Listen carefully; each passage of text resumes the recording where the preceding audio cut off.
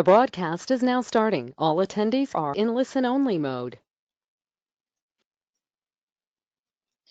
Hi, everybody. This is Liz with SWP. I hope everyone's having a good afternoon in wherever you are, or a morning if you're in the US.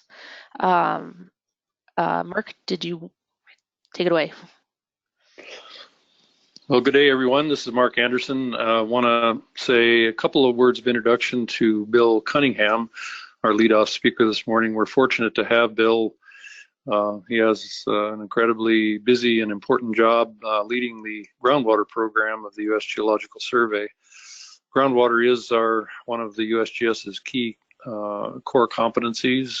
I think we're also the agency home of groundwater within the United States. So leading that program in terms of how we gather data, how the data is analyzed, and how that information is infused into decision making is a key part of Bill's job. We're pleased that he's able to take some time and introduce the program to us. So without any further commentary on my part, Bill, pleased to have you here. Thank you, Mark. Thanks very much for that introduction. Good afternoon, everyone, and thanks for the opportunity to share with you. Mark, I'm assuming I'm coming through okay? Perfect. Okay, very good. So I know your work is about big data, and I'll talk today about data at the USGS, but within the context of why we collect it, at least some of the reasons why we collect it, and that including to help determine groundwater availability. We want to support decision making at the USGS, and I know that's in your charge as well. So hopefully my remarks today will help you put data into context within the groundwater system. I want to acknowledge there on the front page a lot of the folks who have contributed to material in this presentation. So next slide, Liz. Thank you. So today I've got just about 22 slides here, and we'll talk about groundwater availability in general, how we get there at the USGS, the way we approach it, from the groundwater observations and data presentation tools standpoints, at least a couple of those tools that we use, but also the groundwater tools and techniques involved in that. So I'll touch on how we obtain aquifer framework information, the importance of simulation within that groundwater availability framework, and how data are used, in the importance of data with respect to those simulations, and how we put it all together for regional groundwater availability assessments. Next slide, Liz.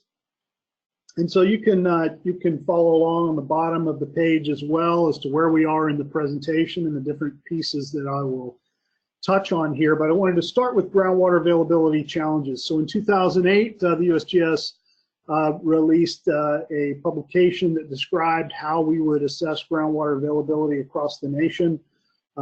There is a long history, as Mark said, of groundwater studies in the USGS, and we kind of had a renewed emphasis on it in the late 2000s. And this document pointed out some of the many challenges that you are facing, that we all face, with determining groundwater availability. We pointed out 6 of them in that document here. I wanted to touch on them today. Of course, groundwater is hidden from direct observation. We all know that. One thing that a lot of folks don't have a good handle on is number 2, and that is that groundwater systems, at the time required for the effective withdrawals in groundwater systems, the time for it to propagate through the system, is different for every system. So a pumping well may affect a stream in hours or days in one hydrogeologic system, and it may take tens of years or even 100 years before that effect is seen in another system. So that is unique to the system and something that needs to be understood to make decisions. The amount of detail needed to describe the resource depends on your objectives and what you plan to the decisions you plan to make. Change in groundwater levels is important depending on the type of groundwater system or even within a groundwater system. And I think those on the phone know that the water level change in an unconfined aquifer is significant. It has a different ramifications compared to a confined system, for instance. We understand that not all the water pumped is consumed, and some of the water is redistributed throughout the groundwater flow system, and also that the chemistry of the water is very important in determining suitability. So in order to make decisions about groundwater, all of these pieces need to be understood. Groundwater is data is a fundamental piece of that, but there are other aspects as well. Next slide, Liz.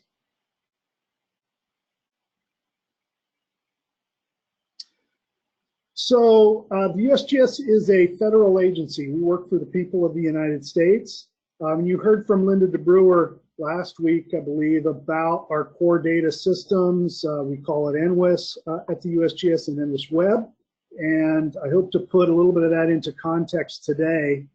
Our work for the people of the United States has always been translated into making our data and information available to the public. It's available at no cost because the American people have already paid for it. So, and it's been that way for more than 100 years at the USGS, in the water part of the USGS anyway. Though how we present it has certainly evolved over time.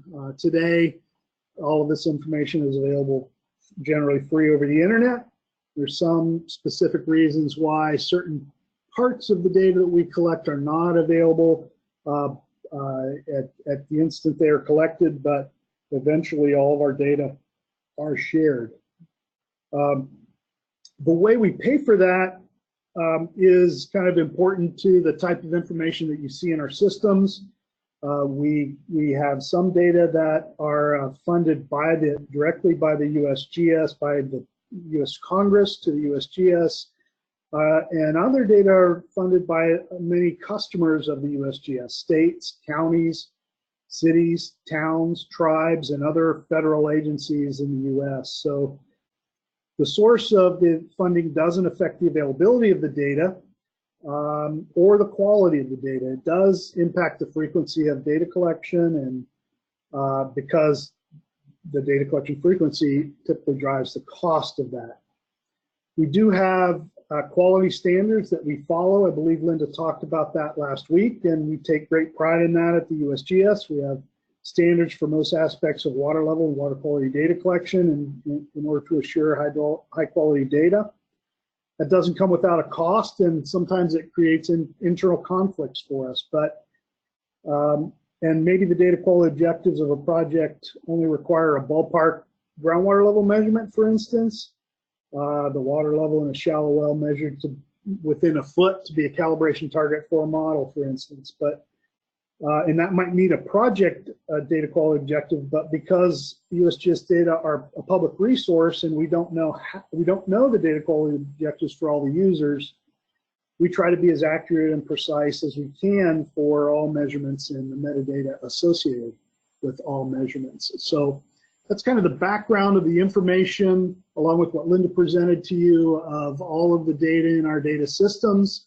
Something I don't believe she touched on is something called Groundwater Watch. And so this is a system, online system that we created to focus on the data in our NWIS system, the groundwater data in our NWIS system, and to make it a little more usable for decision makers. And here are some of the things that are in that Groundwater Watch system. It's highlighted by a national map that puts the most recent water level in the context of the historic record in percentile classes of that water level measurement. And so an individual water level measurement is compared to the historic range of measurements. We characterize that by month in these monthly bar charts that's in the upper right-hand corner of your slide. So those percentiles are in the different colors of those bars. And the red line is individual daily data points for a given well. So we know kind of what the status is compared to the history at that site. There are also other tools on this site, including a drought hydrograph that is in the lower right-hand corner there. Next slide.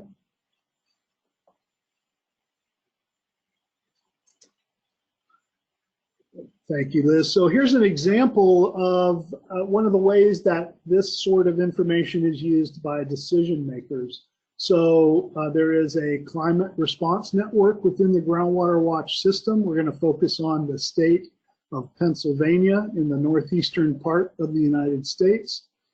So Pennsylvania uses the groundwater level information in the USGS system to help them determine on a county by county basis within the state of Pennsylvania whether to declare a drought emergency for that individual county. And so the map on the right shows the state of Pennsylvania delineated by counties and different colors associated with those counties based on the status. So this is taken during a drought situation. And there are 4 quadrants to their decision-making, the state's decision-making about the drought declaration: 1 for groundwater, 1 for stream flow, 1 for precipitation, and 1 for the Palmer Drought Index. So using the groundwater levels in the Groundwater Watch system, along with stream flow information from the USGS, precip data, and their Palmer Drought computations, they combine that information and make a decision about whether to declare a drought emergency in an individual county or not. Next slide. So that's more of what we at the national level would call a local decision, a statewide decision about water resources that is driven by data. We have an example here of a broader, kind of longer term application within Groundwater Watch. And so this is a tool in Groundwater Watch that takes the data from a principal aquifer. That on the upper right-hand corner, that's a map of the principal aquifers of the U.S. And in a particular principal aquifer called the California Coastal Basin Aquifer, which is highlighted in the lower right-hand corner there within the red circle, we have 110 wells in that aquifer that are measured, and this composite hydrograph takes the water level information from all 110 wells and computes a composite hydrograph for each year over the 30-year period of record depicted in this hydrograph, and illustrates it around the 0 line there of the percentage of water level range. And so this is just one tool in that toolbox that provides a more of a kind of a historic composite of water level change in that aquifer that would help kind of broader decision making about the status of the aquifer. So in any one individual place within the aquifer, there may be frequent changes in the water level, but more broadly speaking, what is the status of the resource? And this is so a broader tool that is available in Groundwater Watch. Next slide. Now we're proud of our groundwater level network in the USGS, but because of the way it's funded, there are gaps in that network, and we've always known that there were gaps in the network because of that. To address that, the USGS took some advice from an outside review of it and said, you need to be partnering with others in order to be able to report on this on a national basis. And so in 2007, we formed a group called the Subcommittee on Groundwater, which is an advisory group to the USGS. And that group designed a national groundwater monitoring network using USGS data and also data from many other partners, primarily state agencies. So the idea behind this was that we would bring together federal groundwater level and groundwater quality data, as well as that same data collected by primarily state agencies, but also others, have a common framework for that reporting of that information, test it, which we did in 5 pilot states across the country, got feedback from that, and then initiated this National Groundwater Monitoring Network. Next slide. So this combines USGS data with data from others as well. It's focused on these principal aquifers and major aquifers in the US. But one of the key pieces of this, and this slide shows the framework document that guides selection of sites and how they get included in this network. But one of the key pieces of this is that the data provider remains the authoritative data source. In other words, they collect the data, they hold that data. If they make changes to their data, they correct it, they improve it in any way, it is automatically, well, they're the authoritative source. There aren't multiple databases out there holding this information. And through web services, those data are shared in an overall portal. The other key piece of this is that the data are of known quality, not necessarily uniform quality. So each data provider shares their data quality standards as a part of the partnership in this network. So it's not necessarily the same data standards as the USGS or anyone else in the network, but it is known what those data standards are. Next slide. And so we have the USGS developed this information portal that kind of unifies all of that water level data. So right now, this slide depicts in the lower right-hand corner what that map looks like for water level data or water quality data from all of the contributing agencies. So we started this in 2015. It is gradually growing as contributing agencies join the effort. There are now 29 of them, USGS just being one. And as you can see from the slide, there are currently over 7,000 wells for water levels and close to 2,000 wells with water quality information in it. If you'd like to explore that, the URL for this site is at the bottom of the page. Next slide. So how is this sort of information used? Here's an example of how it's used, how it was used during a drought situation in the upper Midwest of the United States, which in a flash drought situation came on quickly, where the state of Montana and the state of North Dakota were hit by drought conditions.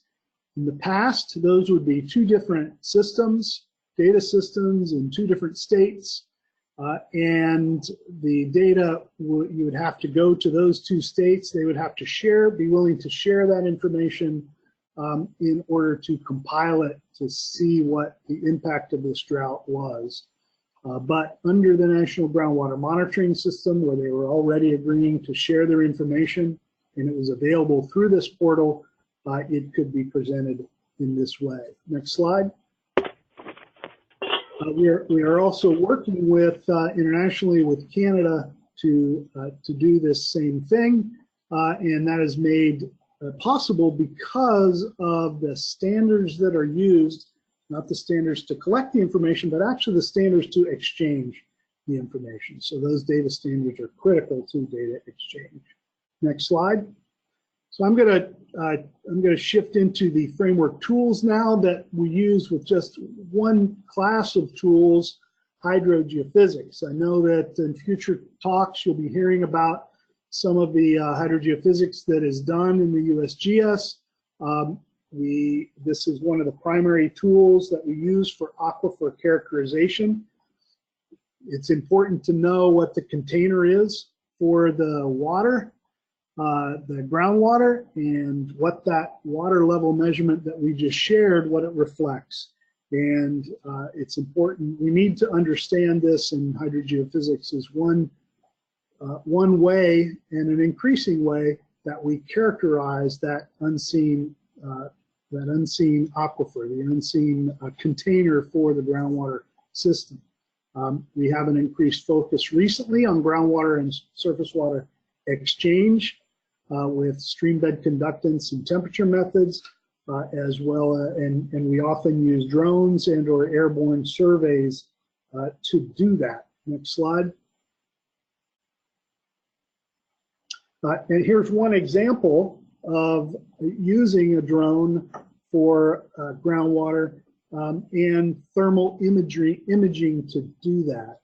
And there is a video associated with this that will show kind of the different aspects of the this particular investigation, where they used a drone to evaluate using structure and motion to determine the detailed topography in the area of this stream, this mountain stream.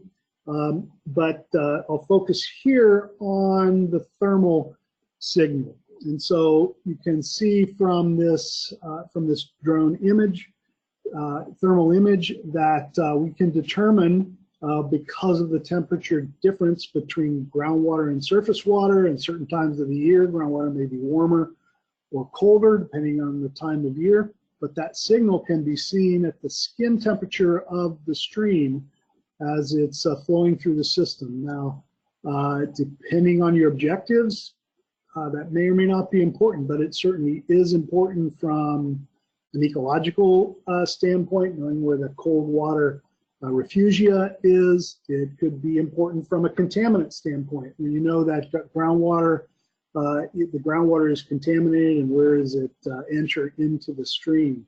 So these are some tools that that we use to help to characterize the aquifer system. And next slide, Liz. So that framework, sorry, go one more. That's the video that we can't see in this version of it. And so how do we then use that, we've characterized the aquifer through hydrogeophysics and other tools. We have the water level information and the water quality information. How do we put all that together? So one of the other key aspects of groundwater, the groundwater studies at the USGS is applying models. And so we spend some resources on developing the tools, the software for these groundwater models, for applying these groundwater models. One of our key tools is called ModFlow, and the most recent version is ModFlow 6. This is a version that provides a major update allowing for unstructured grids in the model, the simultaneous simulation of multiple flow models within the domain of the model, and coupling with other types of models. The hydrologic problems that we are presented with today require us to look at surface water systems often, or other types of models, and ModFlow 6 was developed to be able to bring all those together. A few things to point out here. The USGS software is all available at no cost. The American taxpayers already paid for that, and we make it free to anyone to download across the world. You need no license for that. There's a tool called FlowPy. If you're a Python person, it is a package that is available to create, run, and post-process all of your ModFlow simulations, all the files associated with it. We also have a graphical user interface tool called ModelMuse, also free, that can be downloaded to apply ModFlow and other USGS modeling tools. So ModFlow and other tools allow us to bring together, to simulate the conditions that we've characterized and the water level information that we've observed. Next slide. So one example of how we're applying ModFlow 6 over a broad area, it can be used we're using ModFlow actually on a national scale for the lower 48 states of the U.S. We have work going on at that scale. We have work going on at a regional scale that's shown in this diagram as well as local scale investigations and site scale investigations with that same modeling tool. But this is an example of a model where we have put together we had a model from the Mississippi embayment and a model from the coastal lowlands regional aquifer system. And those two within ModFlow 6 can be brought together in the same domain and run at the same time and can interact with one another as well. Next slide. As I mentioned, more and more of the problems that face us and the management decisions that need to be made are about coupled groundwater and surface water flow. And so some resources at the USGS were expended to put the simulation, put codes together, two of our primary codes, one for surface water systems, a runoff model, along with groundwater, to put those two together. And we call that system GS Flow. And I just wanted to point out that there are other tools as well, depending on your objectives, the objectives of your study, how important surface water is to the study compared to groundwater or vice versa, or are they both critical? And the tool you use to address that it's important to select the right tool to address those questions. Next slide. So we use these models, these codes, and the framework information, and put it all together into these regional groundwater availability studies. So among the principal aquifers of the U.S., there are about 65 of those. We selected some of the priority aquifers within that and generated regional groundwater availability studies. Next slide. Next slide is an example of one of those studies across Montana, South Dakota, and North Dakota, 3 states in the northern tier of the U.S. is crossing the border with Canada as well. And this report on the right is an example of one of the many studies that have been done across the country. And each of these studies provides the characteristics of the aquifer. It compiles all the water level information that have been collected, and it generates a comprehensive hydrologic budget along with a numerical model that allows you to forecast scenarios and assist with future monitoring network design. Next slide. So here's just an example of one of the summaries of how these studies provide water budget information. A simulation it's inherent in a simulation to bring all of the relevant information together for a water budget by aquifer, and that's what these is one of the primary products of these sorts of availability studies. Next slide. So that information helps us to answer management questions, such as in this example from that study, what will happen to the flowing wells in this aquifer if current pumping is maintained? And so the simulation then can run in forward mode to determine what at current pumping rates or at some future pumping rate across the aquifer, what will happen to those flowing wells? And this is just one example in the report about in the year 2035, which of those wells would stop flowing and which might continue to flow. Next slide.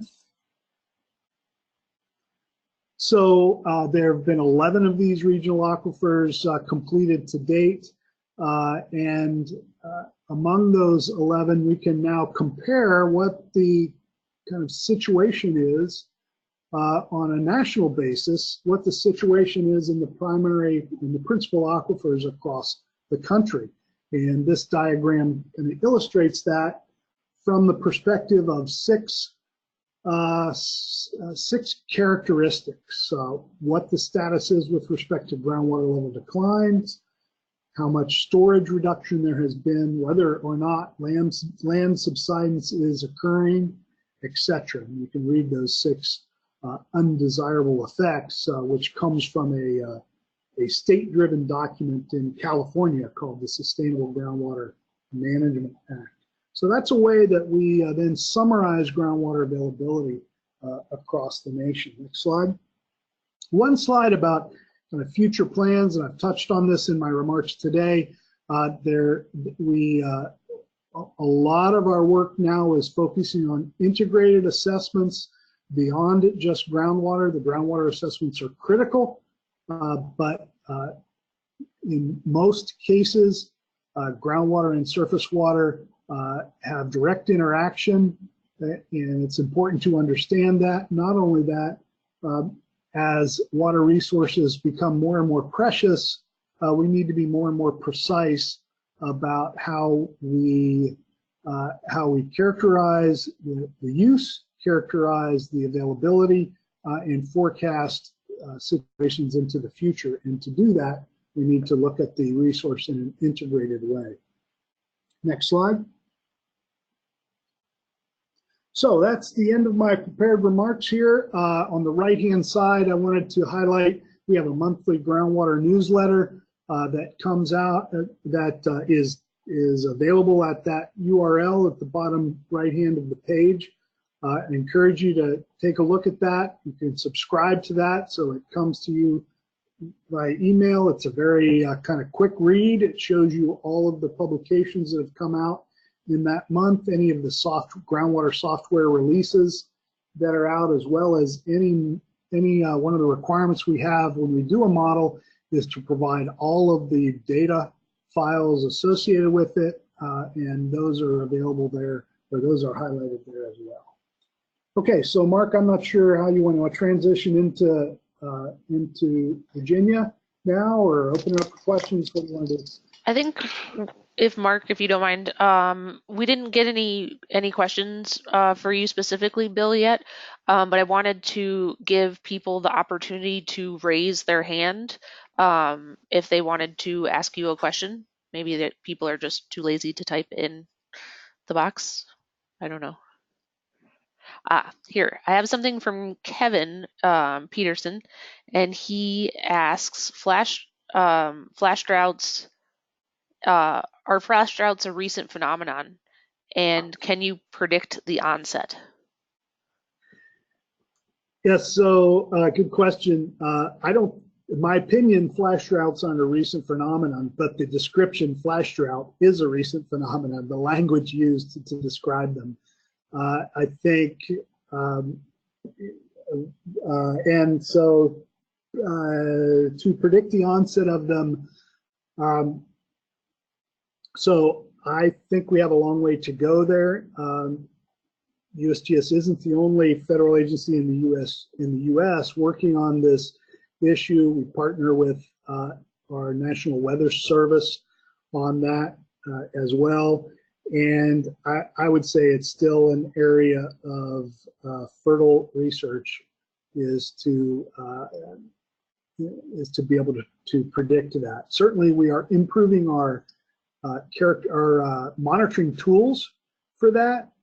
Soil moisture, for instance, from satellite observations, and we are working also on a system for soil moisture that's similar to the system I described for groundwater, or the National Groundwater Monitoring Network, where we compile soil moisture information from federal agencies and or state partners to unify that information.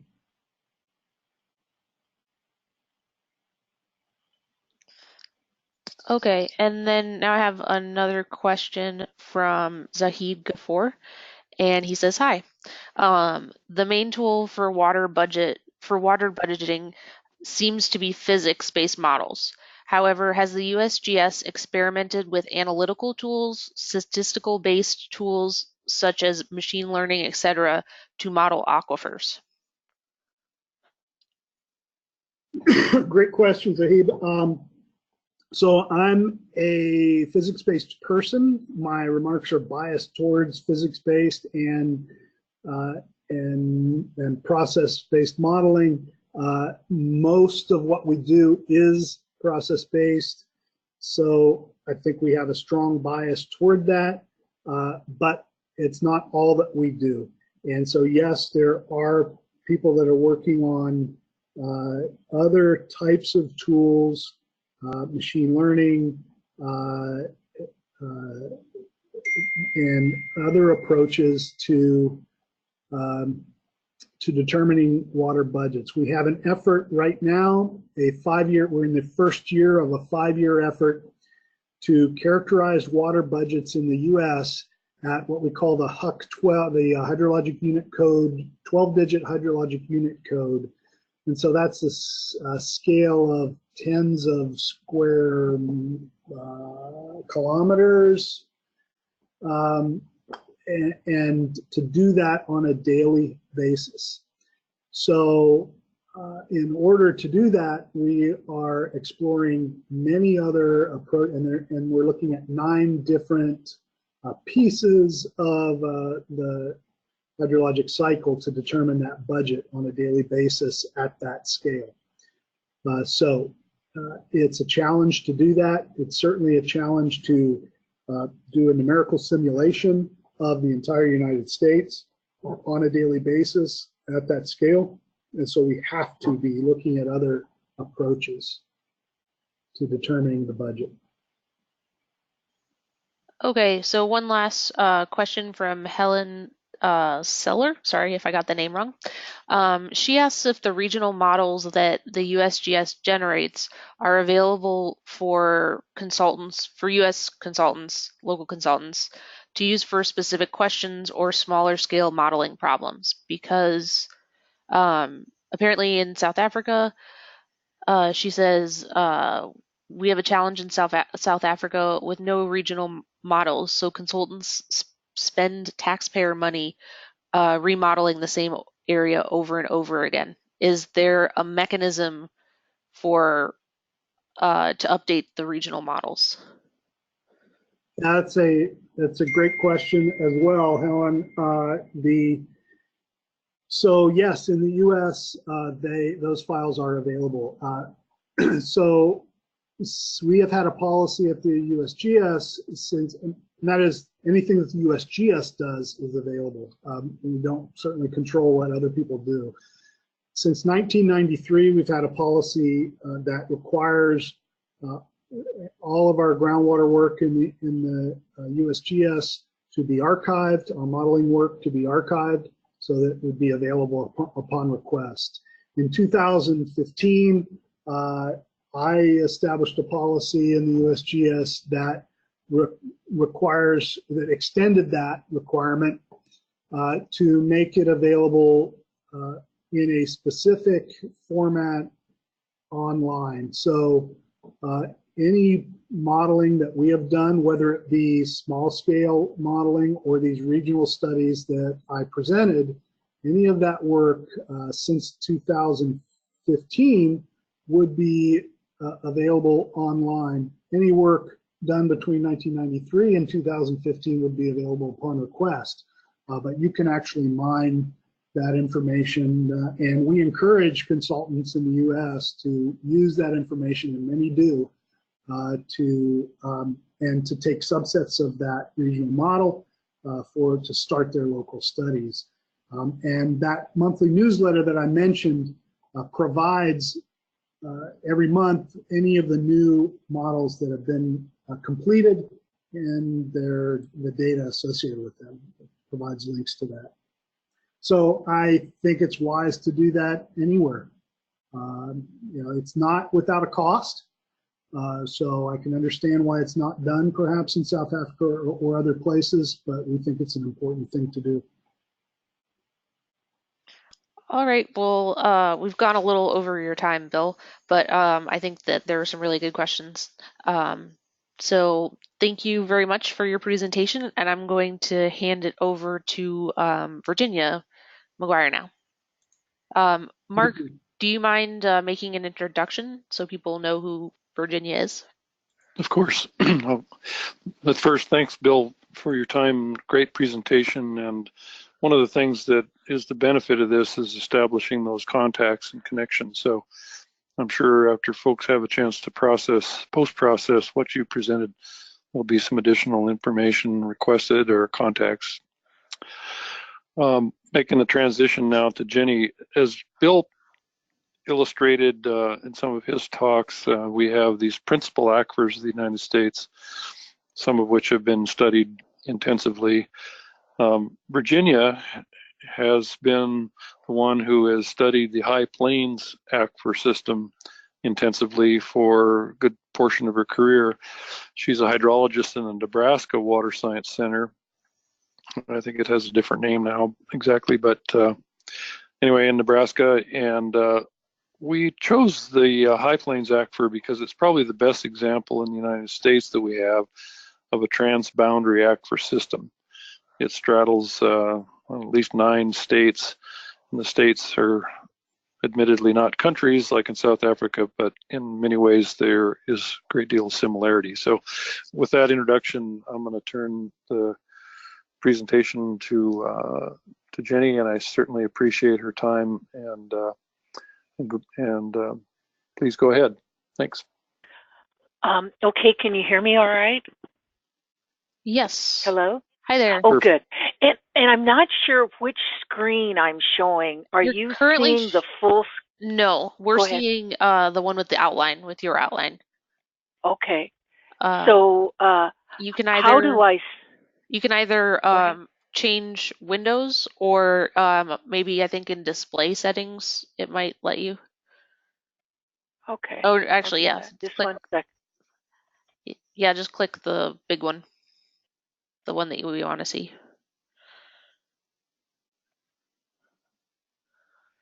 Do you see that now? No, not yet. Okay. All right.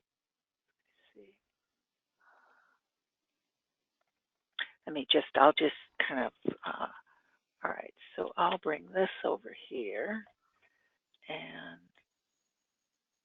and, if you give me, can you give me keyboard and mouse control, and I can maybe try and fix it? Sure. So it says give keyboard and mouse control to the organizer. Okay, got it. Sorry, everybody, for the small technical issue.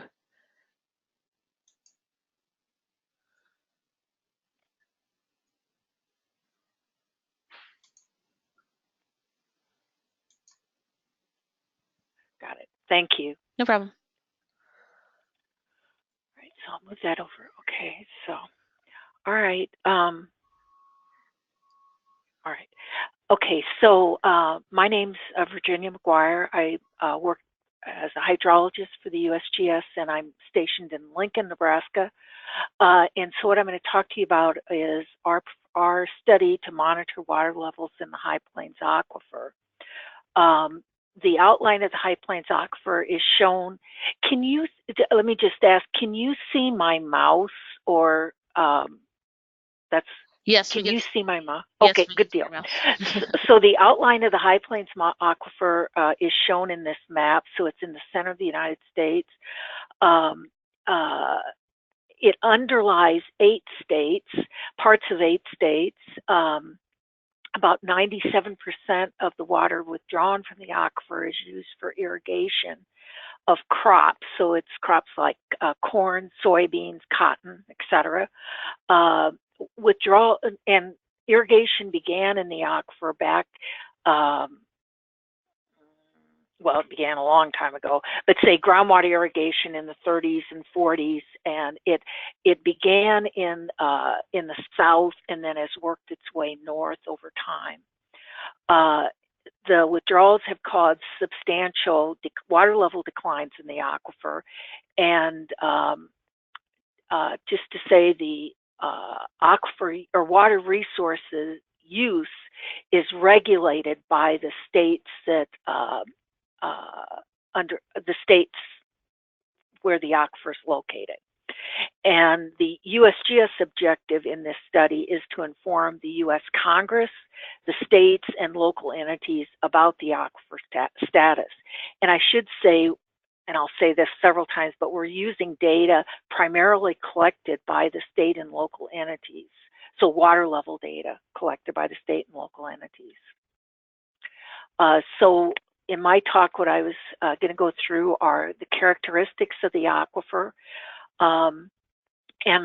Just to say first is the aquifer characteristics were studied in as part of in the early 80s as part of the USGS regional aquifer system analysis studies. And so the High Plains was the first aquifer that was studied as part of that program. And so it was characterizing the aquifer in terms of the geologic units, the underlying geologic units, saturated thickness, base of aquifer, all sorts of information about the aquifer. And then there was also a model done of what future prospects probably were like, given that they had documented the declines across the aquifer. So anyway, I'll just show you some of that data, and including updated maps of the saturated thickness and changes and the water and storage in the aquifer. Then next, we're going to talk about aquifer status of, again, how the aquifer is used, who monitors water levels in the aquifer, and what's the effect of water withdrawals on the aquifer. So show you map changes in water levels. I have an error here. So it's like from 1980 to 2015, and then water and storage from changes in water and storage, again, I got this wrong, from 1980 to 2015. And then I have an animation that hopefully will run just showing this data in an animated fashion.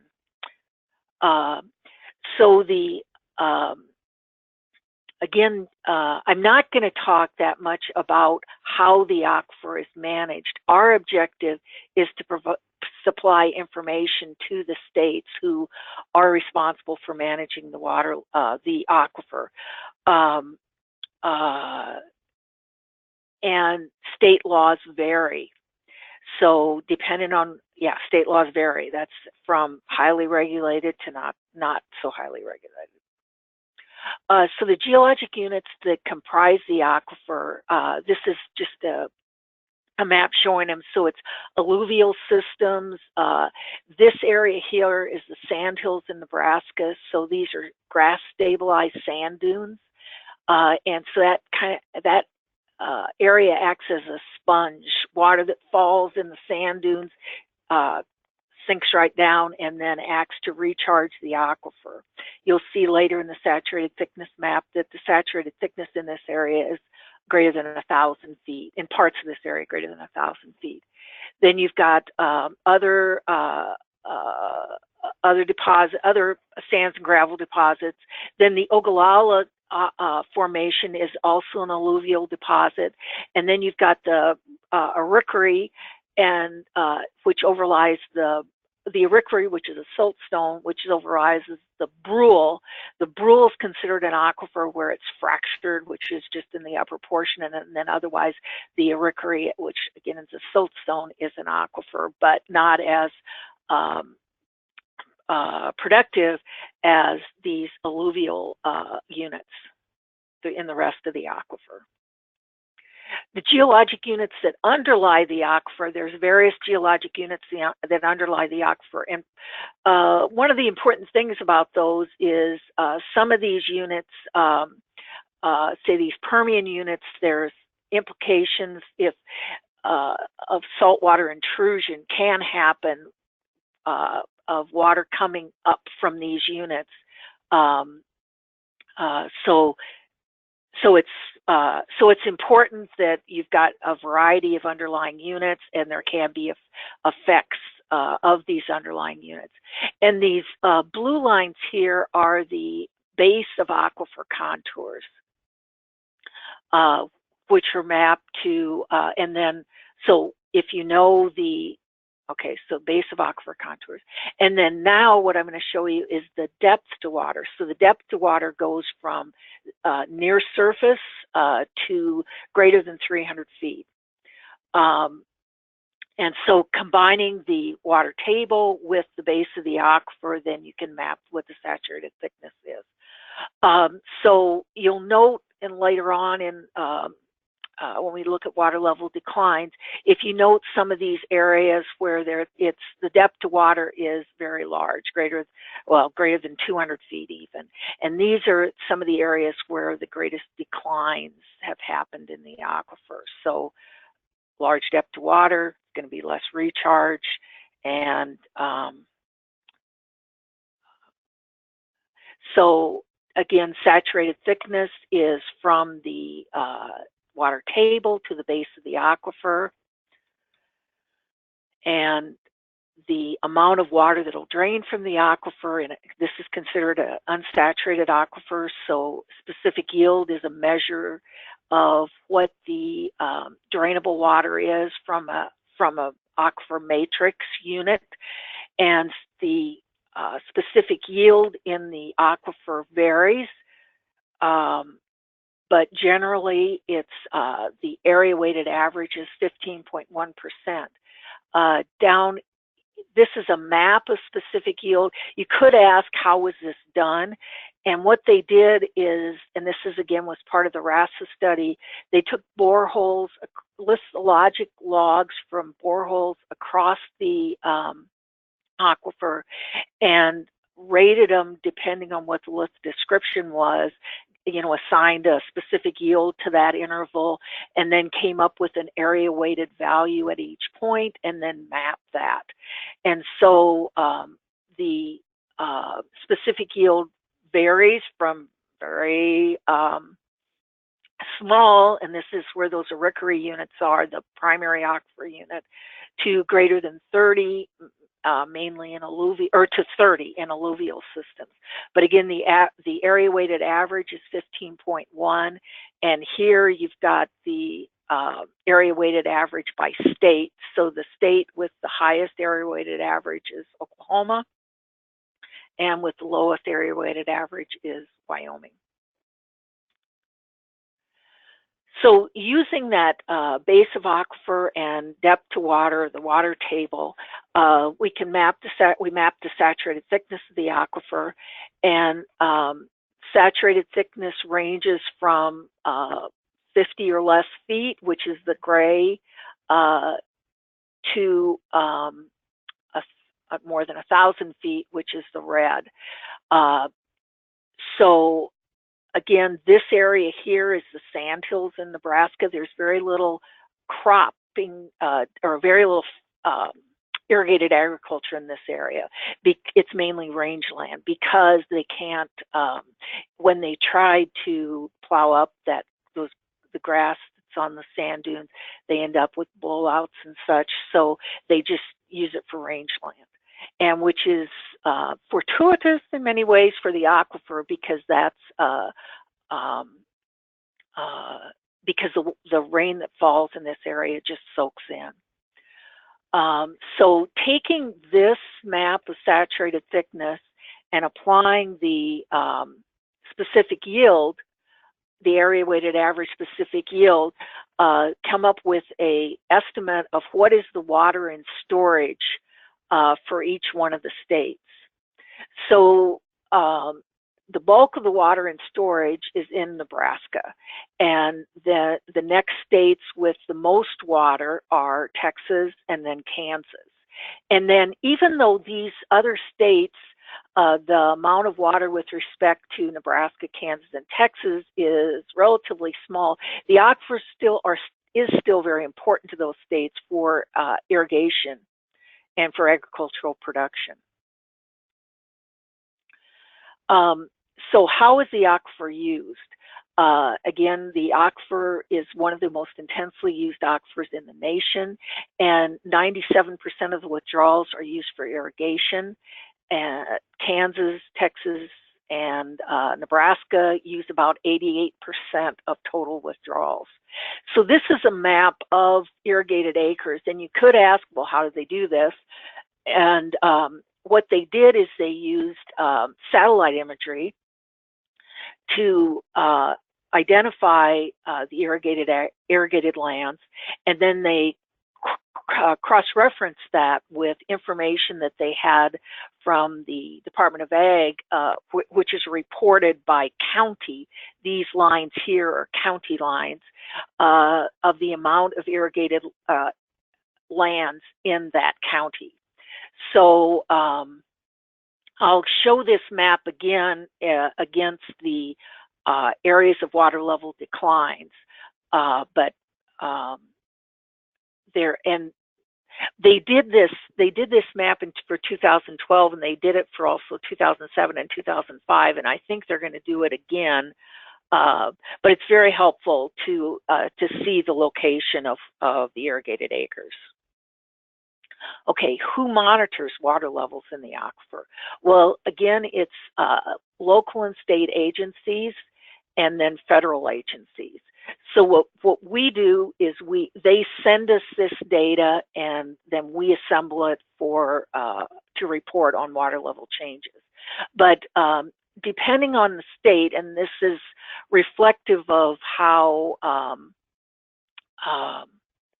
water is managed, it can be a state entity or it can be a local entity. So for instance, Colorado, the only entity that we get the data from is the state engineer's office.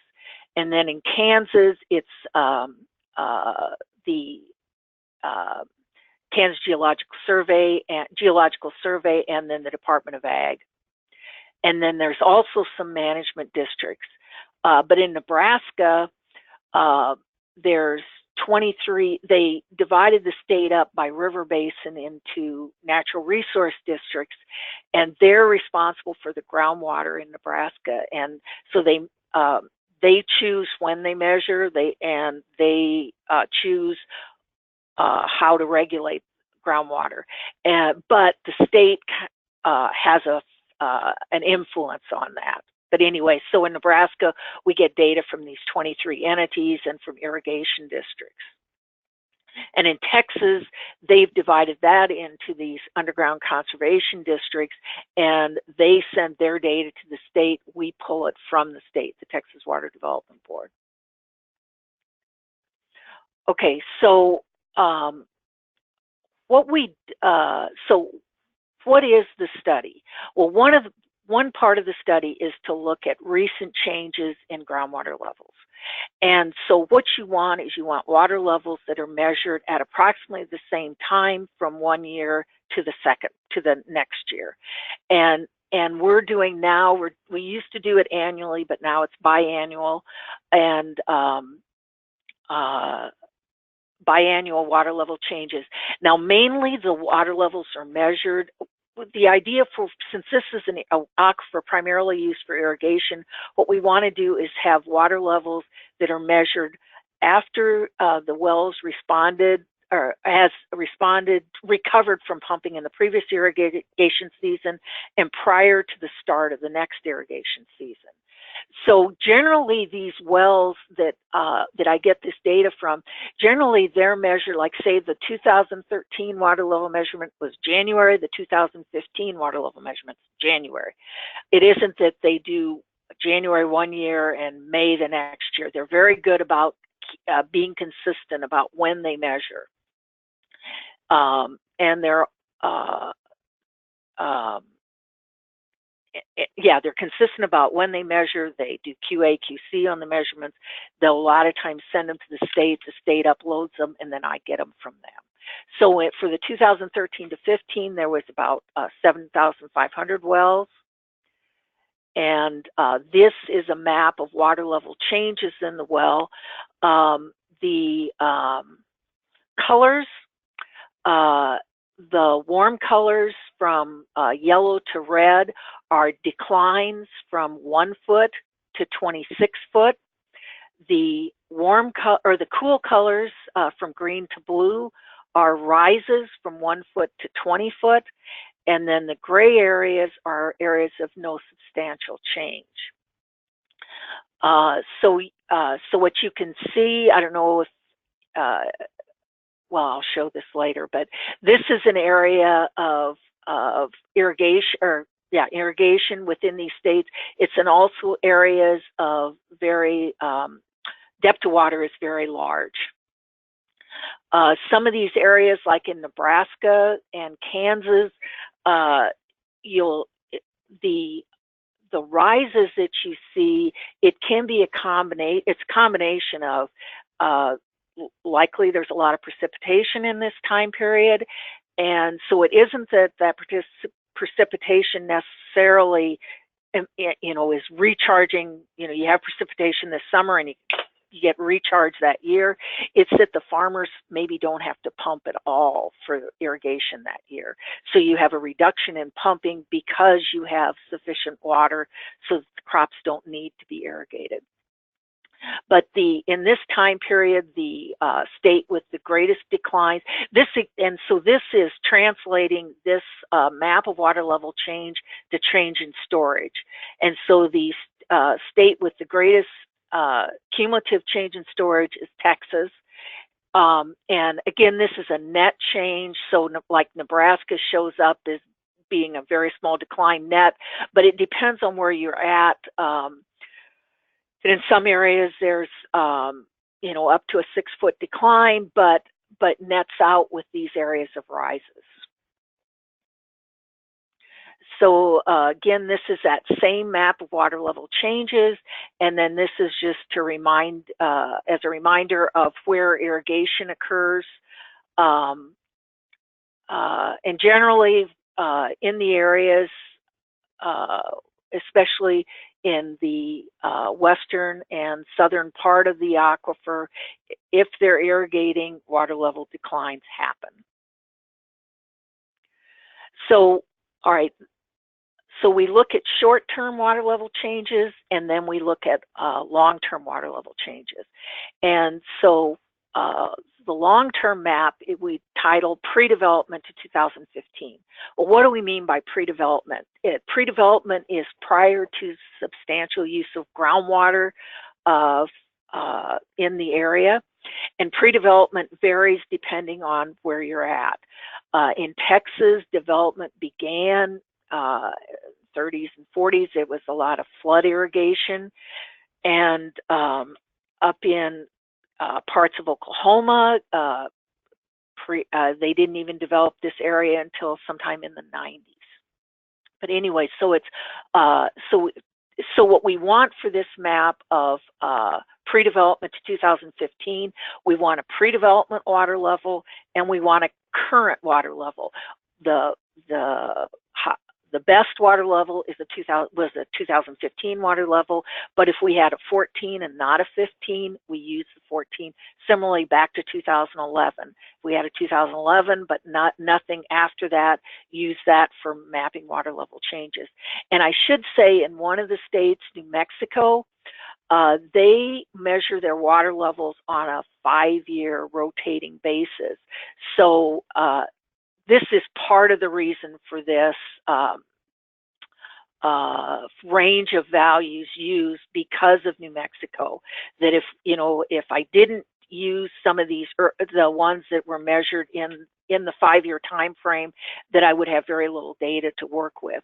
I should say generally across, well, actually for the other states, I use the 2015. I have pre-development in 2015. One of the problems that we're running into is that wells that existed in pre-development and were measured in pre-development, a lot of them are being retired. And so wells are dropping off year by year. And so we may at some point need to go to a different method, but for right now, we do this map using measured water levels. So what did we come up with? Well, this is water level changes from pre-development to 2015. And so the changes range from 5. So again, the color scheme are the warm colors being declined. So this yellow to red is a 5 foot to a greater than 150 foot decline. And the rises are from 5 foot to greater than 50 foot. And then this is taking this map and using it with specific yield to calculate the change in water and storage. So what's the state with the greatest amount of declines? It's Texas. And what's the state with the least amount of declines? It's South Dakota.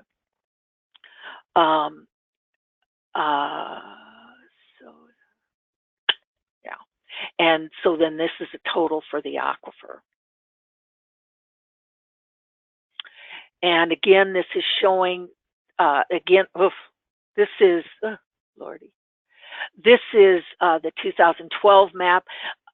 I should say it's not like, once a farm is converted to being irrigated, they put in the infrastructure to irrigate it, they generally do continue to irrigate. And so it isn't that these irrigated acres change a lot.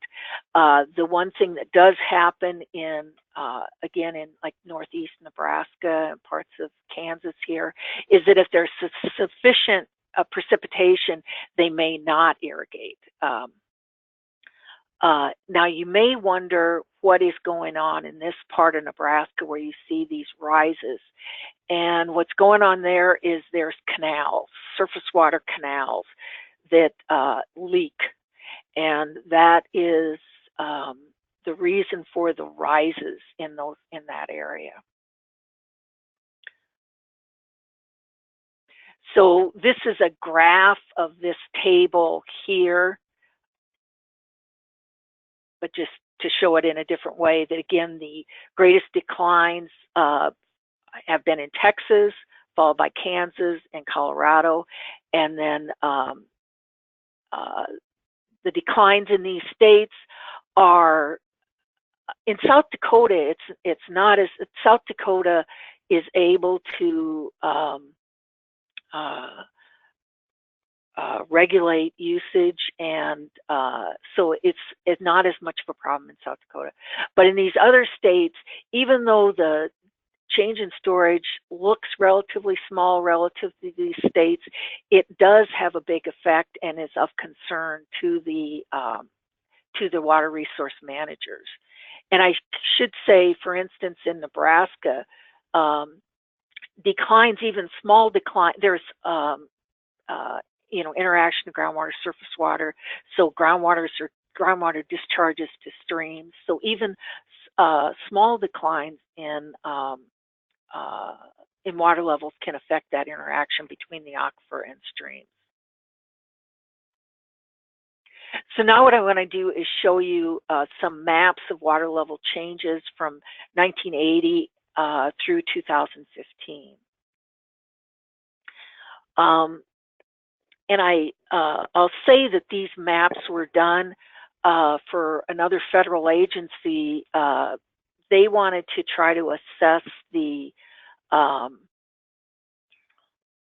efficacy, if you want to say that, of the conservation reserve program. So the USDA pays farmers to convert irrigated lands that are highly erodible into CRP, so they change back to grasslands, and they'll pay for that conversion. And so what they wanted to try to do was assess how effective those conservation reserve program acreages were. It ended up we weren't able to show much of anything, but what I did is I made these maps in the hope that they could assist them in that effort. And it's it's instructive for showing water level changes in the aquifer over time. So it's different periods, like this is a 15-year period, and then there's 5-year periods.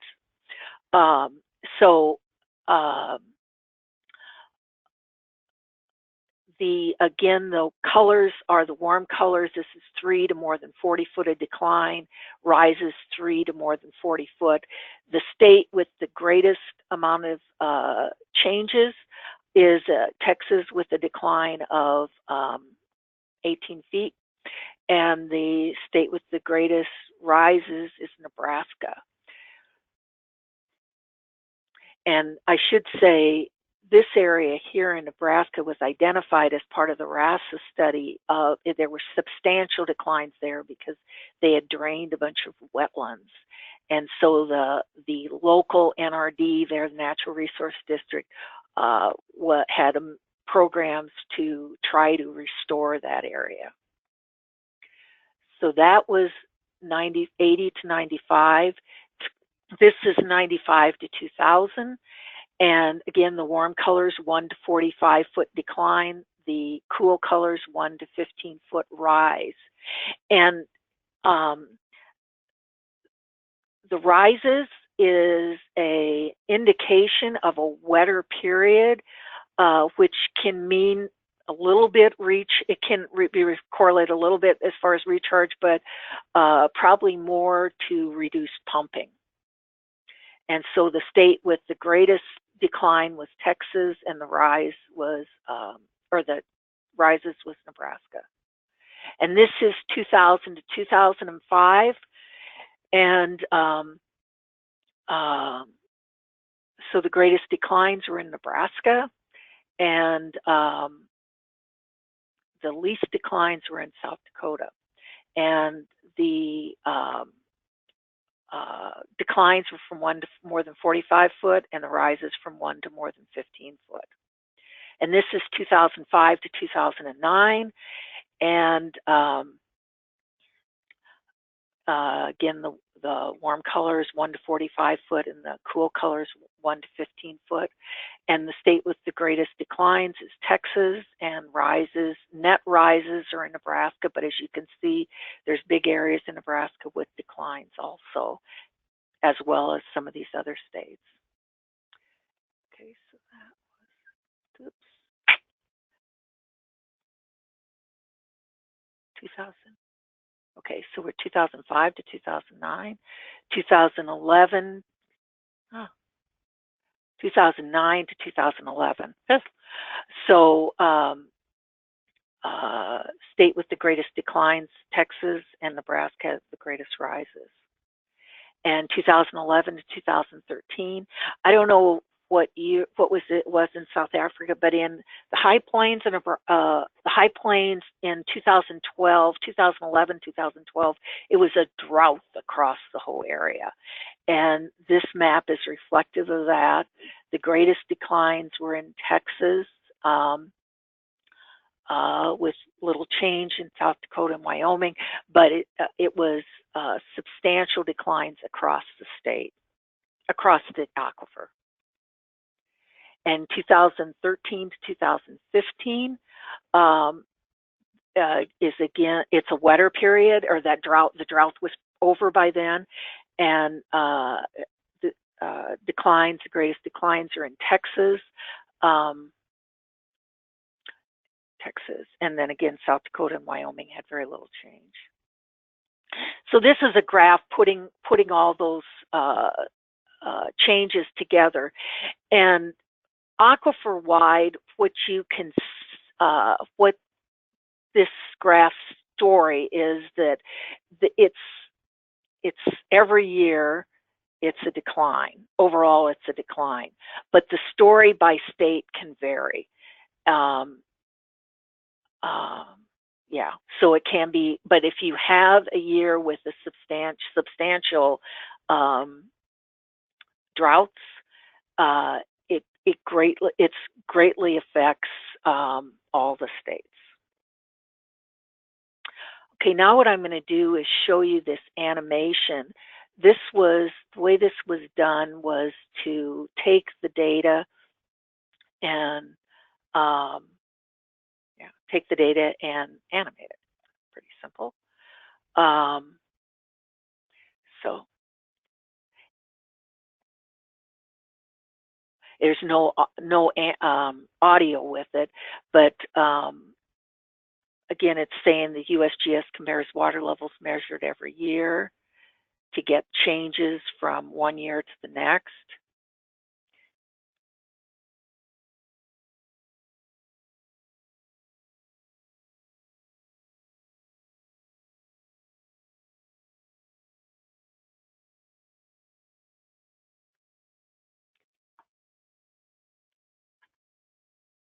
And then just use those changes to map it across the aquifer. And so this is showing water level changes in the aquifer. Down here is the slider 1950, and this, the latest data used in this was 2011.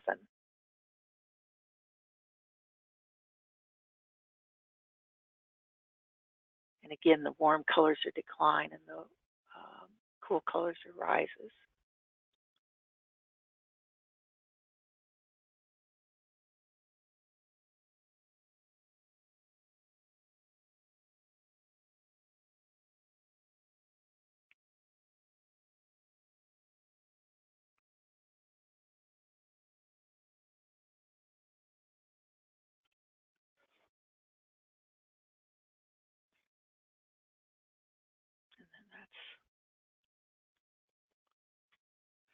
And then the rest of what I have in here are just I just picked out some references that if you might be interested in, and they're all online, so the URL is provided, and including references about groundwater flow models for the aquifer and water quality studies of the aquifer, and then just general reports about, for instance, stream flow depletion and the importance of long-term water level data.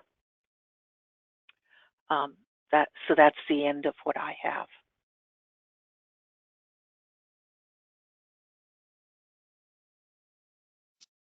Thank you, Virginia. That was really great. Gives us a much better understanding of how a big system is monitored and so forth over time. I'm going to turn control to Liz about questions and stuff, and I'm going to have to sign off myself. But thanks again, Virginia, and I'm sure people will follow up with some questions. Yes, so I have one question, another question from Helen. And she says, thank you, this is all very interesting. I'm familiar with the papers from an investigation we completed on groundwater sustainability concepts. Very nice to put a voice to the work that we've referenced. So she's got 3 questions. The first one is, what is the expected projected simulated groundwater level decline for the aquifer based on the permitted groundwater abstraction? All right, so I don't have that in my the report that would address that, but it would only be for the northern high plains. Would be a report by Steve Peterson, and he's recently completed a groundwater flow model for the northern high plains. But I guess I should say what's he's still working on is the future model, future predictions model, and that report isn't done yet, but it will be done within the next few months. I don't know, when people ask me that, like, well, actually the way they'll say it is, when is the aquifer going to be depleted? I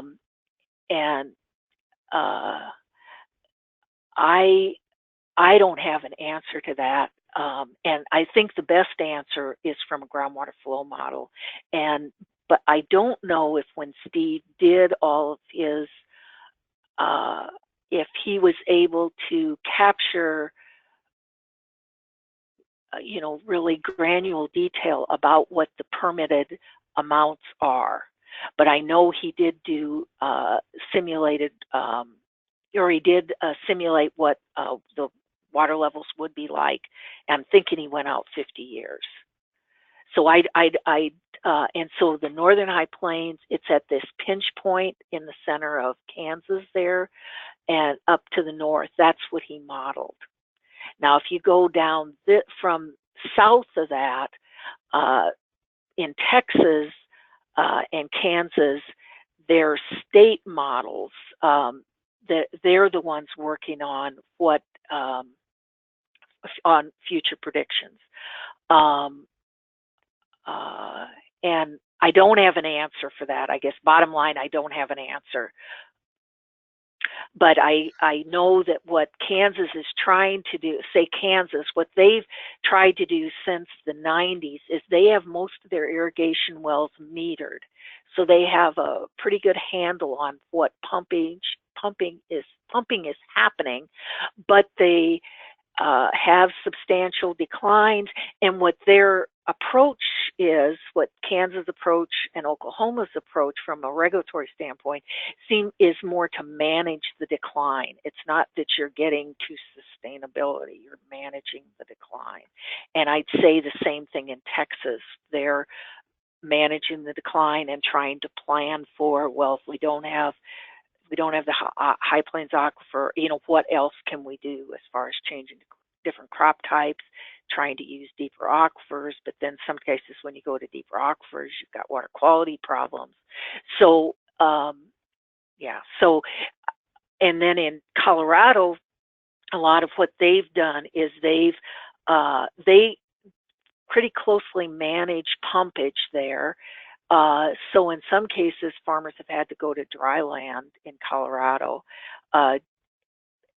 And I'll say one of the drivers in these states, say Colorado, Nebraska, Wyoming, is you've got the river systems that are fed by groundwater, and then there's lawsuits related to flow in the rivers. So a strong impetus to curtail pumping or to manage pumping, say in Colorado, is because of these compacts that have been negotiated between the states of Colorado has to deliver this much water to Nebraska, Wyoming has to deliver this much water to Nebraska, Nebraska has to deliver X amount of water to Kansas. So there's multiple drivers that that are in play that the states are working with, but I'd say as far as groundwater pumpage in these areas that have had persistent substantial declines, it's more managing the decline versus sustainability. And now I don't know if I forgot one of your other questions. No. I'm staging the questions. So okay. Okay. So the second question is: are there any negative impacts of this water level decline? What is the equivalent change in discharge of the aquifer? Are there any negative impacts of water level declines? Yes, there are.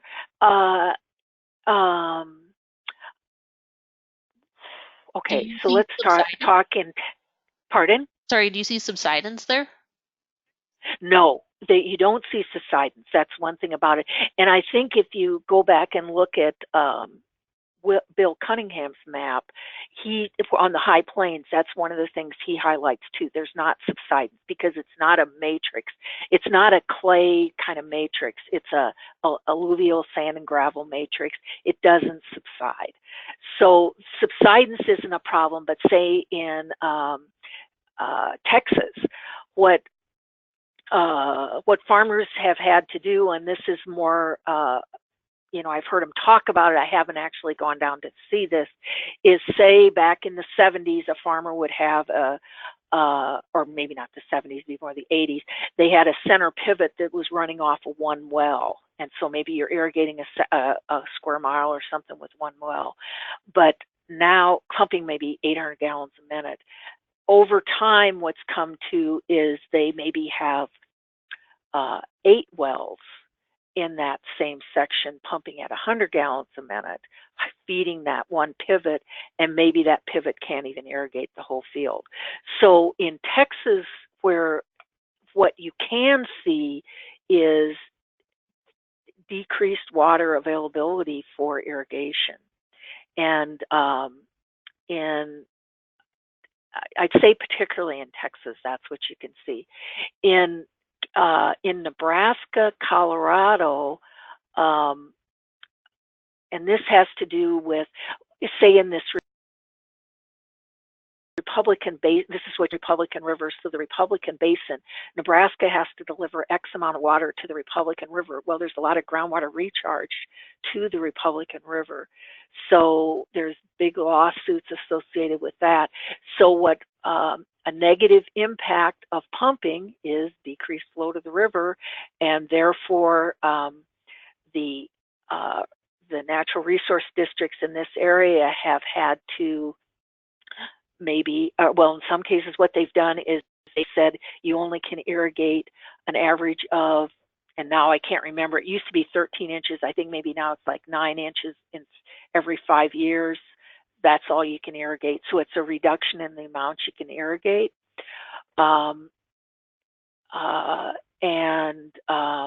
In Colorado, or it's maybe you go to dry land, like I was saying before. So yes, there are impacts of these declines. Oh, and the other thing, say there's Pumpkin Creeks up in this area, which used to be a perennial stream that flowed. And even though in Nebraska there's not much declines in this area, the perennial reach of Pumpkin Creek has greatly diminished. And also the perennial reach of many of the streams in this area has greatly diminished. It's because of an impact of water level declines are that it's reduced that interaction or changed that interaction between the aquifer and surface water. Okay, so what our last question for today is so there is clearly economic benefit to groundwater use. What groundwater level decline is considered acceptable in a cost-benefit assessment balancing economic and environmental impacts? Well, the way this is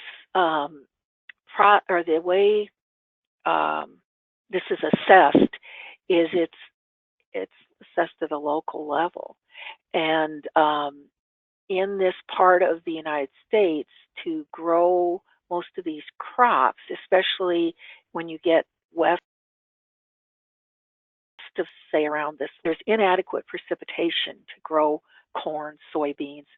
So so there's inadequate precipitation typically, and so people have to irrigate. Now, if they can't irrigate, there is going to be an economic impact of that. And the way this, I guess I go back to, it's really the states decide how they're going to manage this. And the way they've stated the management is to manage the decline. In states with, they manage the decline because there's the recharge to this aquifer is very, very small in the areas of big declines. The recharge very, very small. So as far as, I don't know that there's necessarily been a study and said, well, we can, we can handle maybe, so it's up to 150-foot declines in some of these areas. Well, we could handle from the pre-development side, we can handle up to 200 foot. Well, you're just going to exhaust the aquifer. And the other trade-off there is people use this for domestic supply. So I don't know that it's assessed that way. Maybe if you were back in the 1980s, or maybe back in the 1980s, maybe you could have.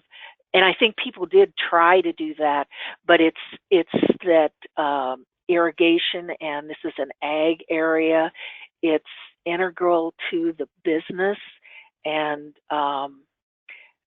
as long as they're able, and a whole host of factors come into whether or not it's economical, what's the power cost to run the irrigation, what's the land cost, what's the crop, what kind of price are you going to get from your crops. So I guess the bottom line, I don't think it's been stated as systematically as that. It's just people have,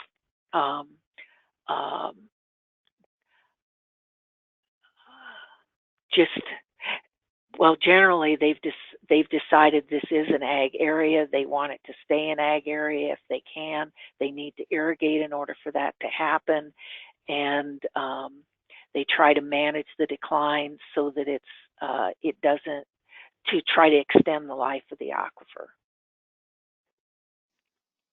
Okay, well, thanks, Virginia. I don't know if that answers your question. No, I mean, cost-benefit analysis is its own huge topic. So, yeah. All right, so that's all for today, and I want to thank our panelists today, Virginia and Bill. I think Mark had to. Mark, are you still here? Did you want to say bye to people? I think he had to leave. Anyway, bye everyone, and thank you for tuning in. And I'll send out a link to a video of this presentation, hopefully next week. Thank you. Bye everyone. Yes. Bye. Bye.